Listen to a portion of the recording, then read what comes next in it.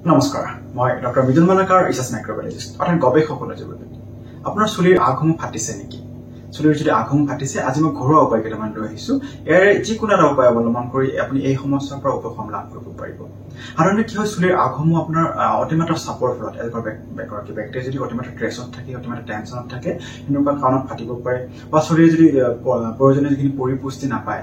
চুলিয়ে যদি পুষ্টি নাপায় ঠিকমতে তেতিয়াও হ'ব পাৰে এনেকুৱা সমস্যা সাধাৰণতে কি কৰে আমি চুলিৰ আগসমূহ ট্ৰিম কৰি দিওঁ কাটি দিওঁ কিন্তু সেইটোৱে সেই সমস্যাৰ সমাধান নহয় এনেকুৱা হ'লে আপোনাৰ কি হয় পিছত আকৌ আপোনাৰ চুলিৰ আগসমূহ ফাটিব আৰম্ভ কৰে গতিকে আজি মই যিকেইটা ঘৰুৱা উপায় লৈ আহিছোঁ তাৰে যিকোনো এটা উপায় আমি অৱলম্বন কৰি চাব পাৰে এই সমস্যাৰ পৰা আপুনি উপশম লাভ কৰিব আহক ভিডিঅ'টো আমি আৰম্ভ কৰোঁ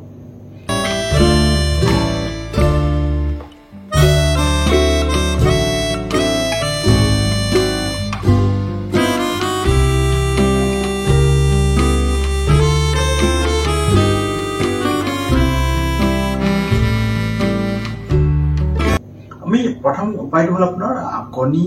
মৌ আৰু অলিভ অইল আপুনি ব্যৱহাৰ কৰিব পাৰে কণীত প্ৰটিন থাকে চুলিৰ কাৰণে খুবেই প্ৰয়োজনীয় গতিকে কণী মৌ আৰু আপোনাৰ অলিভ অইল মিহলি কৰি আপুনি আপোনাৰ চুলিৰ গুৰিত লগাব আধা ঘণ্টামান সময় থৈ দিব তাৰপিছত শ্বেম্পু কৰি থৈ দিব এইটো কৰিলেও আপোনাৰ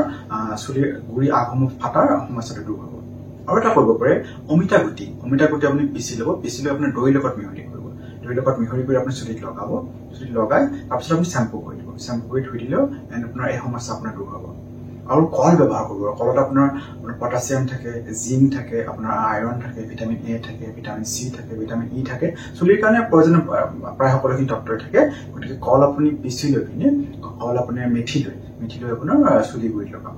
লগাব তাৰপিছতো আপোনাৰ দেখিব এই সমস্যা আপোনাৰ অলপ ধুই দিব তাৰপিছত আপোনাৰ এই সমস্যা দূৰ হ'ব আৰু এটা কৰিব পাৰে এভোকাডো লগাব পাৰে এভোকাডো চুলিৰ লগত আমাৰ ছালৰ কাৰণে খুব প্ৰয়োজনীয় হয় গতিকে আপোনাৰ এভোকাডো লগাব পাৰে এভোকাডো আপোনাৰ পেষ্ট বনাই ল'ব পেষ্ট বনাই আপোনাৰ চুলিত লগাব আধা ঘণ্টামান সময় থৈ দিব আধা ঘণ্টামান সময় থৈ দিয়াৰ পিছত আপোনাৰ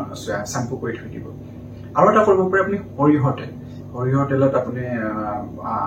আপোনাৰ চুলি গুৰিত লগাব পাৰে বা অলিভ অইল লগাব পাৰে অলিভ অইলে চুলিত মালিচ কৰিব পাৰে বা সৰিয়হৰ তেলেৰে আপুনি মালিচ কৰিব পাৰে এই দুটা তেল যিকোনো এটা ব্যৱহাৰ কৰিলে আপুনি এই সমস্যাৰ পৰা সোনকালে উপশম লাভ কৰিব আৰু এটা কৰিব পাৰে আপুনি মৌ আৰু দৈ আপোনাৰ মিহলি কৰি মিশ্ৰণ বনাই লৈ আপুনি চুলিত লগাব চুলিৰ আপোনাৰ তলৰ অংশত